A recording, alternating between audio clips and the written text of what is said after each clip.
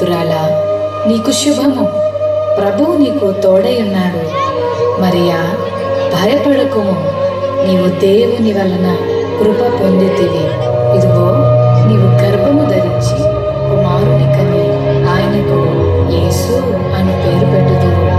ఆయన గొప్పవాడై సర్వోన్నతుని కుమారుడనబడును. నేను పురుషుని ఎరగని దానని, ఇది ఎలాగూ జరుగును? పరిశుద్ధాత్మ నీ మీదికి వచ్చును, సర్వోన్నతుని శక్తి నిన్ను కమ్ముకొనును గనుక పుట్టబోవు శిశువు పరిశుద్ధుడై దేవుని కుమారుడనబడును. ప్రభు దాసురాలను, నీ మాట చెప్పున నాకు జరుగునుగాక.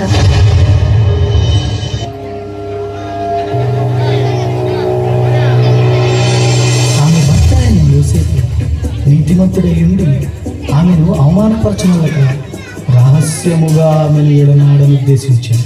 అతడు ఈ సంగతులను గురించి ఆలోచన చేయుచుండగా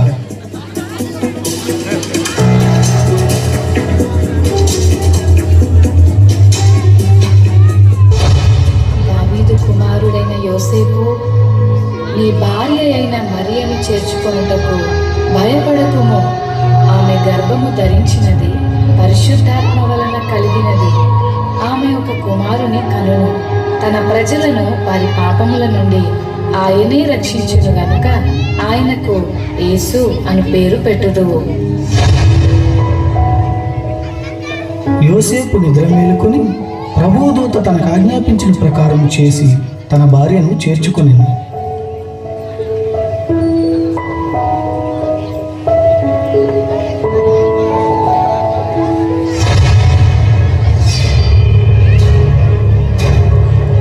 ఇందు మూలముగా 50 మంది ప్రజలకు తెలియజేయమనగా, ప్రజా సంఖ్య రాయవలనని కైసర్ ఆగుస్తూ నిర్ణయించడం వలన ప్రజలంతా తమ తమ స్వగ్రామాలకు వెళ్ళి ప్రజా సంఖ్య రాయించుకోవాల్సిందిగా తెలియజేయడమైనదహో.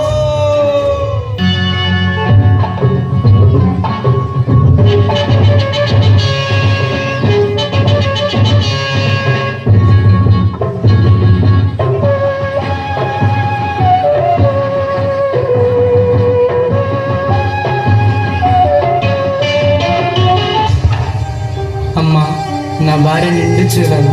మీ ఇంట్లో కొంచెం స్థలం ఇస్తారా? క్షమించండి అయ్యా, మేమే చాలా మంది ఉన్నాం. మా ఇంట్లో మీకు స్థలం లేదు.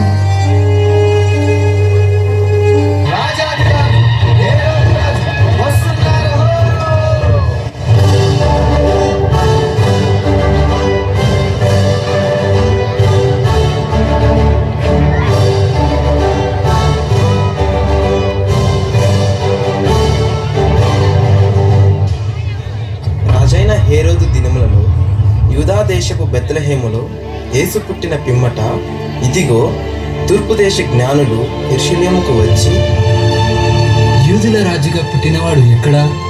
తూర్పు దిక్కున మేము ఆయన నక్షత్రమును చూచి ఆయనను పూజింపవచ్చుతిమి. చిత్తం మహాప్రభు. క్రీస్తు ఎక్కడ పుట్టును?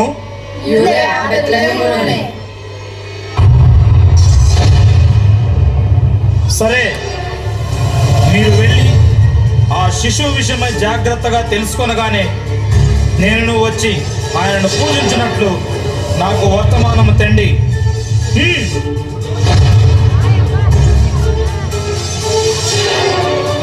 నేను ఓటము ఎరుగని హేరోదు రాజును మరి ఒక రాజును పూజించడమా?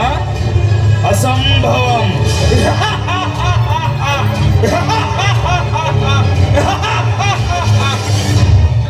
ఆ దేశంలో కొందరు గొర్రెల కాపరులు పొలంలో ఉండి రాత్రి వేళ తమ మందను కాచుకొని చుండగా, ఈసారి చంపేస్తుందిరా, ఈసారికి గొర్రెలెట్ చేస్తే ఏట్రా మళ్ళీ ఈరేసా? నేను చెప్పను రా మల్లేసా, ఈసారికి మనల్ని కాల్చుకోవడం పెద్ద బాధగా ఉంటే గొర్రెలు కూడా గాయాలేంట్రా? భయపడకుడి, ఇదిగో ప్రజలందరికీ కలుగబో మహా సంతోషకరమైన సువర్తమానము నేను మీకు తెలియజేయుచున్నాను. దావీదు పట్టణమందు నేడు రక్షకుడు మీ కొరకు పుట్టి ఉన్నాడు. ఈయన ప్రభు అయిన క్రీస్తు. దానికిదే మీ కానవాలు. ఒక శిశువు పొత్తి గుడ్డలతో చుట్టబడి ఒక తొట్టిలో పండుకొని ఉండుట మీరు చూచెదరు. మన కోసమే బెత్లెహేములో యేసయ్య పుట్టాడంట. అవునా మల్లన్న, బెత్లెహేములో మన కోసం యేసయ్య పుట్టాడంట. రండ్రా రండ్రా ఎల్లారండ్రా. త్వరగా వెళ్ళి యేసయ్య చూద్దాం, పదండి. పదండ్రా పదండ్రా బాబు పదండ్రా.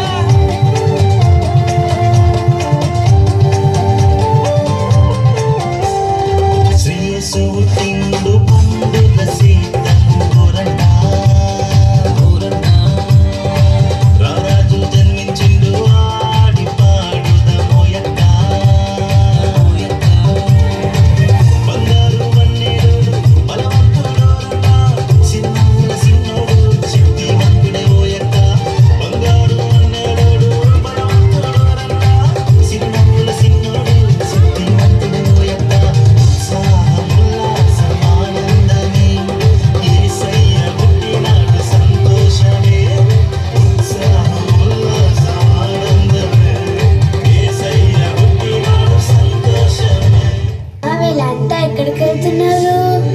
అదే నాన్న, బెత్లెహేంలో మన రక్షకుడైన యేసయ్య పుట్టాడంట. అమ్మా అమ్మా, ఆ యేసయ్య నాకు కూడా చూపించవా? తప్పకుండా చూపిస్తాను, పద వెళ్దాము.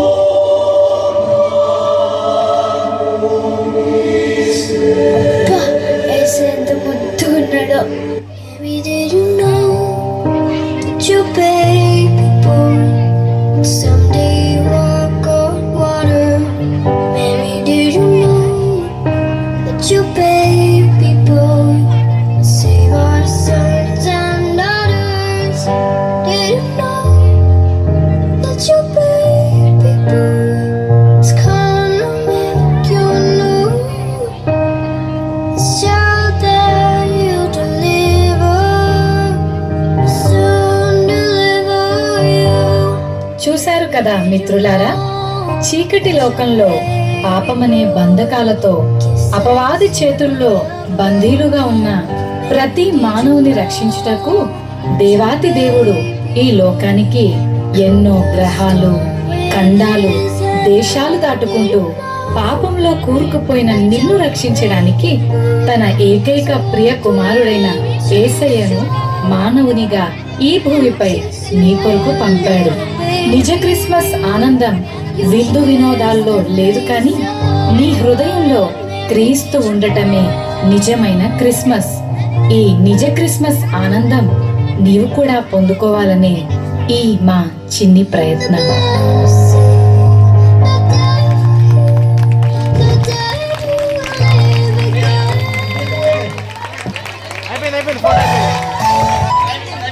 ఫోటో అయిపోయింది.